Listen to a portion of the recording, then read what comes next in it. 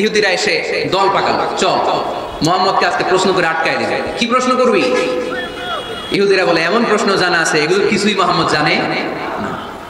ইহুদিরা এসে হাজির, মুহাম্মদ আমরা কালিমা পড়ে মুসলমান হব। আল্লাহ রাসূল তো মহা খুশি, তাই আসো, তবে শর্ত আছে। কি শর্ত?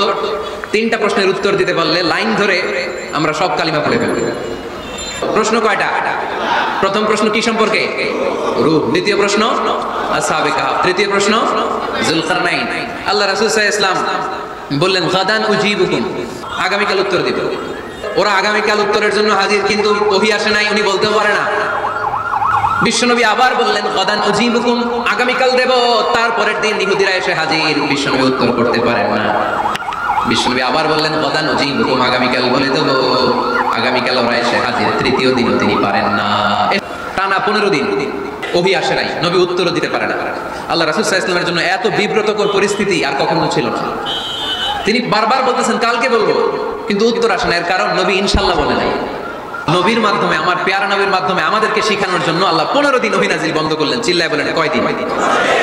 এবার আল্লাহ 3টা প্রশ্নের উত্তর জানাই দিলেন। এবার নবী দাঁড়িয়ে গেলেন, বললেন কার কার উত্তর লাগবে আসো। রূহ হলো আল্লাহর আদেশ, আল্লাহর আদেশে ঢুকে আর আল্লাহর আদেশে বের হয়। আসহাবে কাফের 7 জন ছেলে ছিল, গুহার মধ্যে আল্লাহর ভয় ঢুকেছে। 309 বছর পরে আল্লাহ তাদেরকে আবার ঘুম থেকে জাগিয়েছে। যুলকারনাইন এমন একজন বাদশা, গোটা বিশ্বকে শাসন করেছে, তার শাসন ক্ষমতার কোনো কমতি ছিল না। সুবহানাল্লাহ, সুবহানাল্লাহ।